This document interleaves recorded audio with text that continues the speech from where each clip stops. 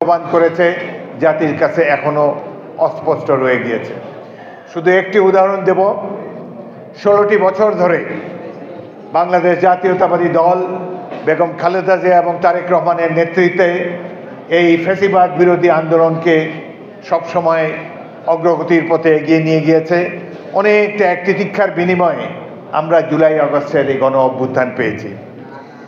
এই অভ্যুত্থানে বিএনপির 422 জন কর্মী শহীদ হয়েছে। এই অভ্যুত্থানের বিএনপির প্রত্যেকটি অঙ্গ সংগঠন ব্যানার ছাড়া অংশগ্রহণ করেছে। সেই জন্য আজকে অনেকে বলার সুযোগ হয়েছে যে অন্যরাই নেতৃত্ব দিয়েছে, বিএনপিকে তেমন দেখা যায় না। এখানে উপবিষ্ট ইশতিয়াক আজিজ উলফত জুলাই মাসের শেষ থেকেই শহীদ মিনারের প্রত্যেকটি আন্দোলনে এই মুক্তিযোদ্ধাদেরকে সাথে নিয়ে সেখানে অংশগ্রহণ করেছেন।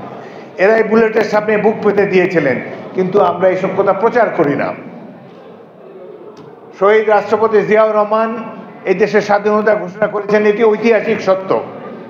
আওয়ামী লীগ সেটি স্বীকার করে না, কিন্তু ইতিহাসে অমোঘ সত্যটিকে আড়াল করে যাওয়া কখনোই সম্ভব হবে না। আজকে এই যে গণ অভ্যুত্থানকে স্বাধীনতার উপরেও স্থান দেওয়ার একটি প্রচেষ্টা একটি মহল থেকে আমরা লক্ষ্য করেছি, অত্যন্ত দুঃখের সাথে।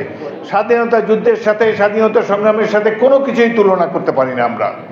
সবার উপরে 71-এ মহান মুক্তিযুদ্ধ চিরকাল এইভাবেই থাকবে। আমরা মুক্তিযুদ্ধকে কাউকে দেব না, মুক্তিযোদ্ধাদেরকে এটাও আমরা কখনো আশা করি না। কিছুদিন আগে একটি বক্তব্যের প্রতি আমাদের দৃষ্টি আকর্ষিত হয়েছে। জামাতে ইসলামের পক্ষ থেকে বলা হয়েছে যে এদেশে দেশপ্রেমিক হলো শুধুমাত্র সামরিক বাহিনী এবং জামাতে ইসলামী। এই বক্তব্যে আমরা আহত হয়েছি। বাংলাদেশ সেনাবাহিনী মুক্তিযুদ্ধের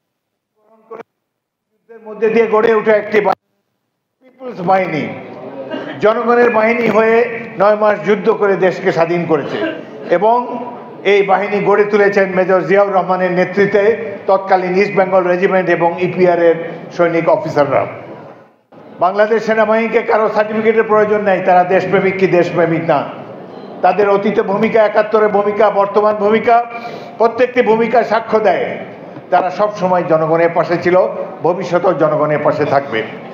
তবে জামাতে ইসলামীর এই বক্তব্যে আমি অবাক হয়েছিলাম। আমরা ভেবেছিলাম এখন একটা সুযোগ এসেছে, এই সুযোগে বোধহয় তারা 71-এর ভূমিকার জন্য জনগণের কাছে ক্ষমা প্রার্থনা করবে।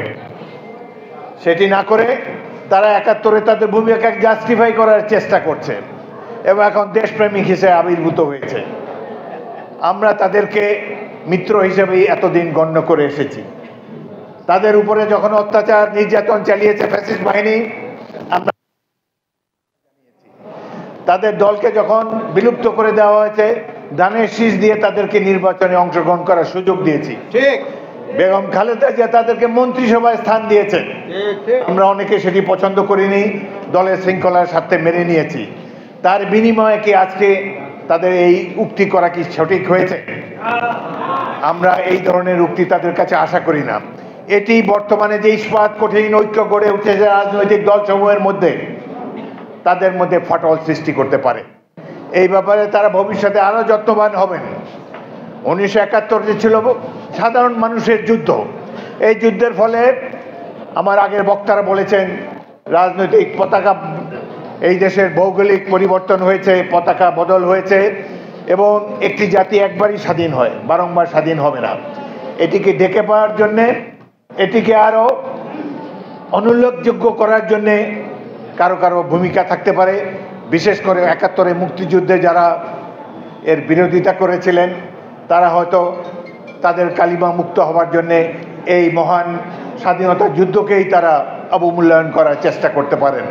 এটি অত্যন্ত দুঃখজনক। একটি জিনিস আমরা অবাক হই, 1947 সালে সারা দেশের মানুষ পাকিস্তান চেয়েছিল। সে সময়ও এই দল জামাতে ইসলামী পাকিস্তানের বিরোধিতা করেছিল।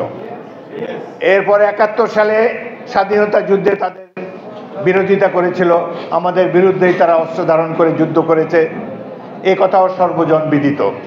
তারপরও স্বাধীনতা পরবর্তীকালে আওয়ামী দুঃশাসনের কারণে আমরা তাদেরকে আমাদের জোটে আশ্রয় দিয়েছি।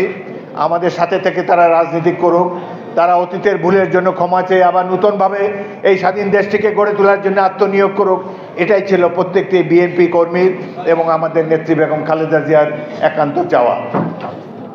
আমরা সকল সময়ই তাদেরকে সহমর্মিতা সমর্থন জুগিয়েছি, আমাদের জোটেও তাদেরকে স্থান দিয়েছি এবং এখনও তাদেরকে বন্ধু হিসেবে আমরা বিবেচনা করি। তো এই মুহূর্তে যখন বিএনপির বিরুদ্ধে বিভিন্ন অ্যাঙ্গেল থেকে ষড়যন্ত্র শুরু হয়েছে, এ সময় তাদের এই ধরনের বক্তব্য, তারা দেশপ্রেমিক, শহীদ জিয়া এবং তার দল বিএনপি দেশদ্রোহী, এই ধরনের ইঙ্গিতপূর্ণ বক্তব্য আমরা ঘৃণা করে প্রত্যাখ্যান করছি।